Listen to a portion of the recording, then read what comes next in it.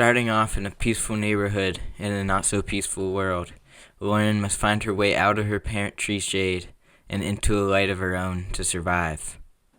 This book by Octavia Butler is a great read. I could recommend to anyone that doesn't want to see the end of the world anytime soon, because that's what the premise is.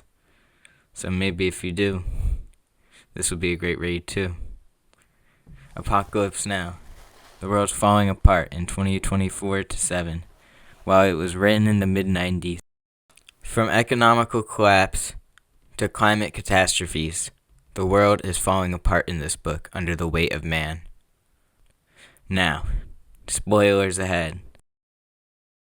This book is all about finding your own path, which I love that sentiment so dearly. From forming her own religion to going out on her own, facing uncertainty, it all makes great tales of newfound independence. Beginning with a small neighborhood, life has turned from one of living to surviving. This community bands together to be stronger, going out to practice shooting together, teaching each other, and hosting their own church. They hold on to community in a disintegrating society. These families need to gather their own resources, hunt small game, down to squirrels, and cook their acorns for food. Society has taken a major leap backwards, with druggy maniacs everywhere burning stuff for their own joy with the new drug pyro, and homelessness on an extreme increase. Let's get into Lauren, a very interesting character that details her life in this story through journal entries. She's a very intelligent, good-following individual who follows after her father, who dies, with her less passive approach to life. The father decides it's best for everyone to hunker down and hope for the best, with the risk of the outside tragedies coming in, like some Walking Dead style survival tactics, but this can't work forever, as people on the outside get more and more desperate. Lauren's brother is the first to decide to go out on his own account and test his luck out there for his biological mother to get her gifts and money, which is a stepmother to Lauren.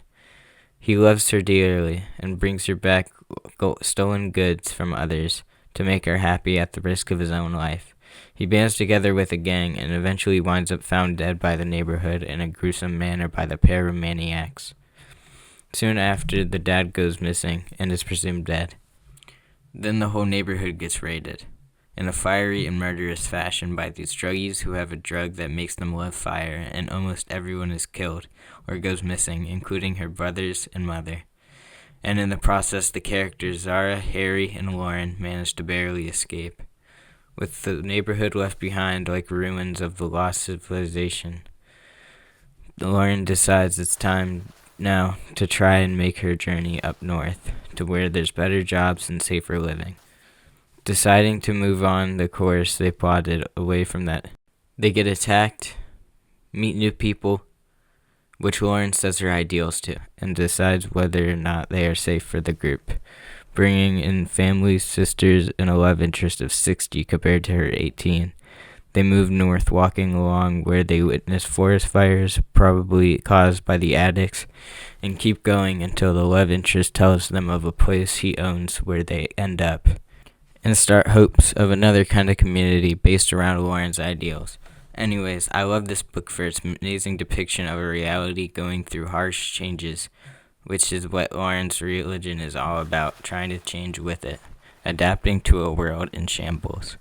And the exploration of individualism is immaculate. You really can see the thought process of this character and how she handles what she goes through and how things affect her into a tougher person, but not letting go of what makes her her. I love that the goal of her religion, the heaven, is humans taking place among the stars. It's a very sincere and hopeful outlook, whereas things look down otherwise, with hills burning and people murdering and stealing in this dystopian society. The saddest part of the book was not her brother's death, but instead finding out Octavia Butler was never able to finish writing the third book, but I'll still read the second. I love the most the excerpts of poetry throughout each chapter, just showing how she evolves her already well thought out prospects. It adds a lot of character to the book and assumes the role of verses from gospel, The whole story is done really well, and I'd highly recommend reading it if you are into realistic depictions of science fiction that's almost not so fiction. You'd love it if you gave it a chance. 10 out of 10 book. Thank you for listening.